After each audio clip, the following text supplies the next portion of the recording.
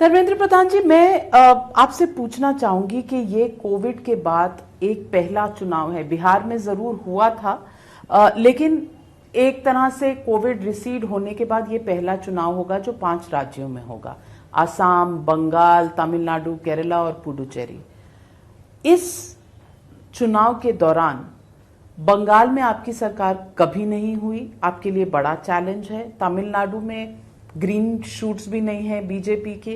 पुडुचेरी की सरकार आपने हिला दी। केरला में बीजेपी का कोई खास महत्व, कोई खास अस्तित्व नहीं है। क्या इस चुनाव को एक मिनी रेफरेंडम कहा जाए तो इसको आप कैसे लें? देखिए, आप पत्रकार मित्र हर एक चुनाव को एक कॉनोटेशन से बांध देते हैं।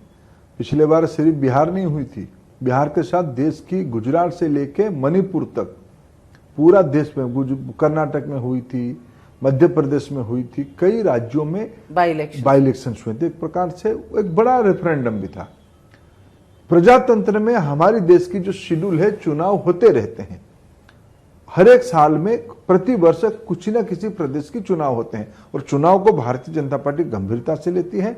चुनाव को जीतने के लिए हम लड़ते हैं, राज्यों में सरकार बनाने के लिए लड़ते हैं। हम भी चुनाव केरल हो, तमिलनाडु हो, पुडुचेरी हो या बंगाल या हमारी आसाम में हो, हम वहां की राजनीतिक सत्ता हासिल करने के लिए चुनाव लड़ रहे हैं।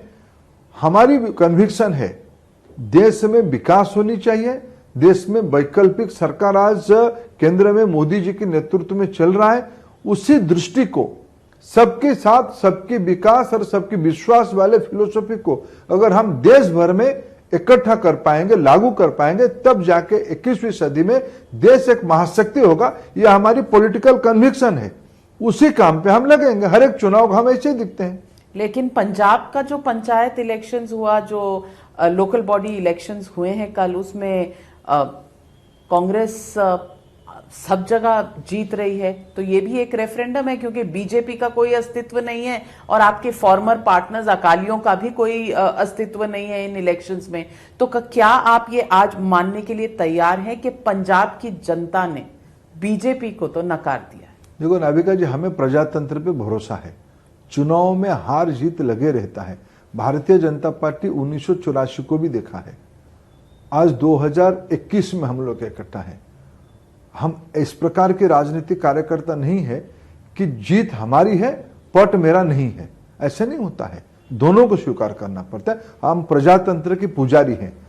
जनसंघ के जमाने से आज भारतीय जनता पार्टी तक हम डेमोक्रेटिक वैल्यू पे विश्वास करते हैं और चुनाव हम जीतने के लिए लड़ते हैं और आगे भी लड़ते रहेंगे।